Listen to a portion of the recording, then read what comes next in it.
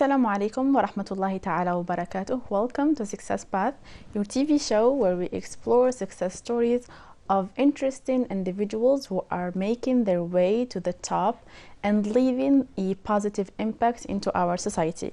Today we have a break-in episode, interesting one, with a first Arab trainer to pioneer in an innovative curriculum, I say, for teaching foreign languages through the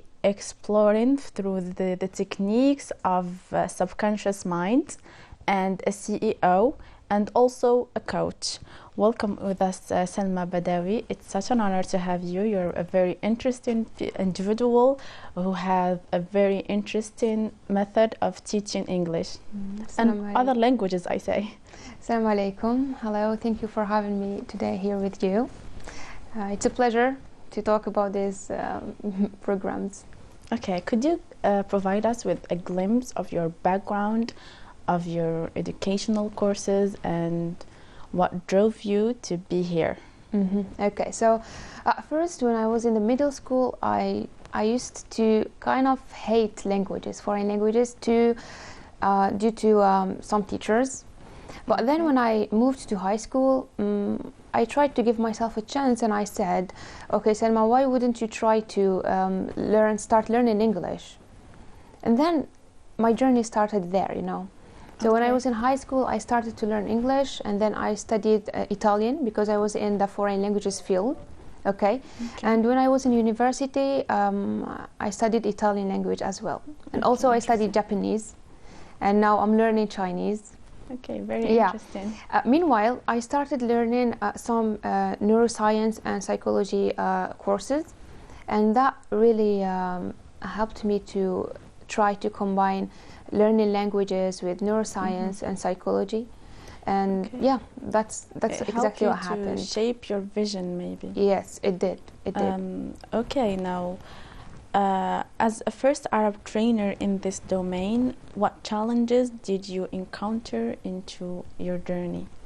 The first challenge I encounter is people's not believing, the people's disbelief in the possibility to learn new languages through innovative techniques like neuroscience and psychology.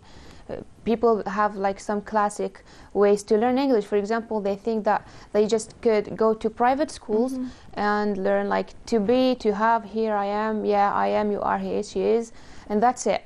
But they don't believe that the mental state is so important to learn any language or anything you want in life, okay? So that's what happened. Okay, good. What inspired you to establish an innovative curriculum for teaching foreign languages through the subconscious mind? And first of all, it took me 8 years to learn English because I was acquiring the language. I wasn't learning it. There's a difference between acquiring a language and learning a language. Okay, that's a very important point that we will discuss after this jingle. Dear viewers, let's go to the jingle and come back.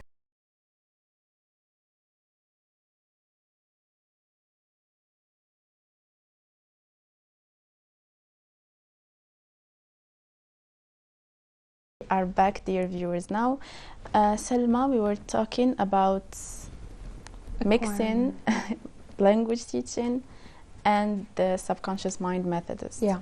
So the first thing that I want to make clear here is that there's a difference between acquiring a language and learning a language. Acquiring, like for example, kids, when they are babies, they don't know how to speak, but they acquire the language through their moms and dads. Okay, so they start saying the exact words that their parents are saying. Repeating. Yeah, and it's in the subconscious mind. But learning, you do it on purpose, you see, and that's the difference. So for me, I was acquiring the language. I wasn't doing it on purpose, and that's what happened with my siblings too. I was trying to practice English in my daily life, and it helped my brother and sister to learn English as well, to acquire the language too. And then when I started, the turning point, it was me learning about neuroscience and psychology.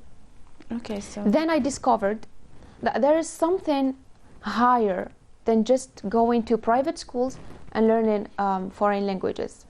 And then I discovered that the subconscious mind have some laws that make you able to learn faster and make you more professional. And I say that if you learn using the subconscious mind laws, you can learn it without forgetting the language you're learning. You see, you'll be more comfortable and professional. For example, if you want to know one of them. Yes, would you please tell us about what is this way exactly? Like, let's let the viewers understand what are we here talking about here. Okay, so the exact thing is that there's a lot of techniques, but repetition is one of the keys, because that's how the mind works generally. Repetition, exactly. Repetition and practicing all what you say. Also focusing on what you're learning and trying to learn with quality more than having a lot of time.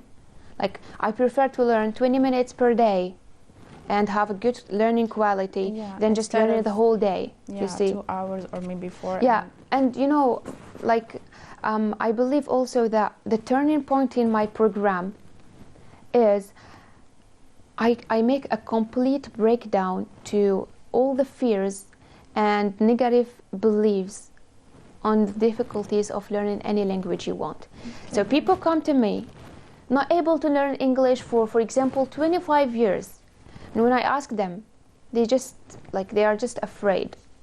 And what I do is breaking the fear and the negative beliefs. And here, this is the turning point, because people think that learning language is not that big of a deal, so this is not important. So people what makes me the first one in doing this is that I combined learning English or learning languages with self-development techniques. And that's the secret. Yeah, that's so interesting. Okay, now can you share a pivotal moment that shaped your vision?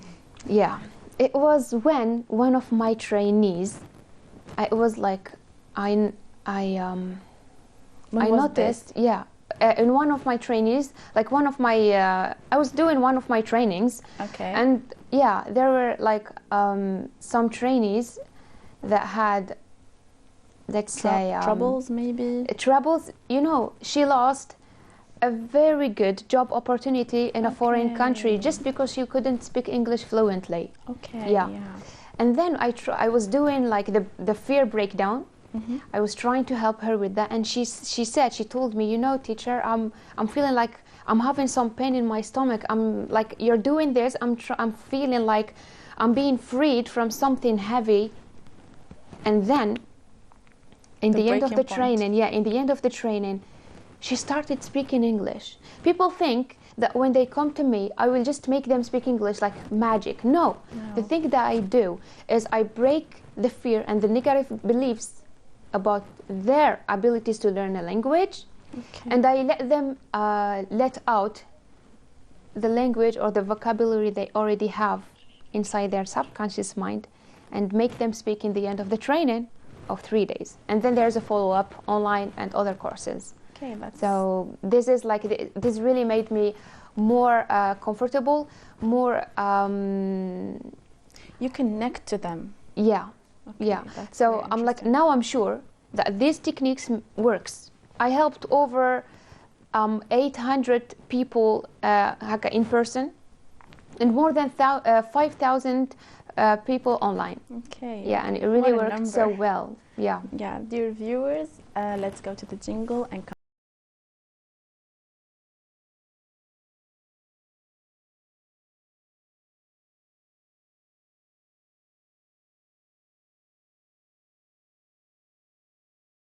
We are back with an interesting person, Salma Badawi, who has a special way of teaching others English.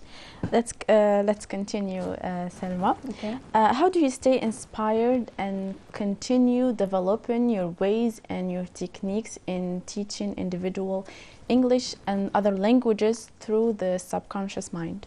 First of all, I always keep continuous researchings. I always do research about the new techniques that there is in, you know, in the market, in the self-development or neuroscience or psychology, and I try always to adapt them, first of all, to our society. Second of all, I make sure that is good in our religion, because I can't just bring anything. It aligns with our exactly principles and our culture and values religion, also. Yeah. And also I listen to my people.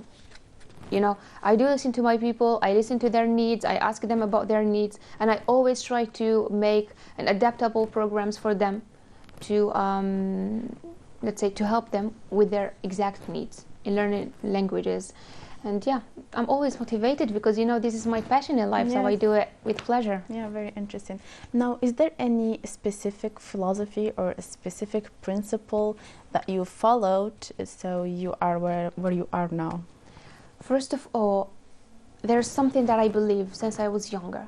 Which is? Everything happens for a reason. Of course. Now, how this helped me to adapt it with to shape your vision. Yeah, exactly. Everything happens for a reason. First of all, I had to work on myself first. Okay. And then I had to learn. And then I formed it to innovative programs. And then I made sure that everything happens for a reason, even in learning languages, even in shaping my vision. I know that if I want to achieve something, I have to make and realize some reasons to help me arrive to the point where I want to achieve, you see. What would your advice be to people who are struggling, learning new habits, learning new beneficial languages, or just trying to do better? Okay, so the first thing I say is that learning languages is something that is really easy, and it is something that can happen. So it's not the impossible mission to do and achieve, you see. So the thing is that the first advice I tell all my students is you have to know why you're learning this language. Just don't tell me that you're learning English because you love it. Maybe someday you're just feeling down and I'll be like, I don't love it anymore. Like sometimes we hate ourselves when we are like, exactly. So love is not enough to learn a language. You have to have something that drives you and maybe the need, exactly. So for example, some people need it for academic research and also for having some job opportunities abroad. Yeah, of course. Yeah, and it's all about the why, the big why. If you get it, it's all easy after that. Thank you for being with us. It was such an interesting conversation and interesting topic to talk about, I say. Dear viewers, we have arrived to the end of today's episode from The Subconscious Mind. See you next time, inshallah.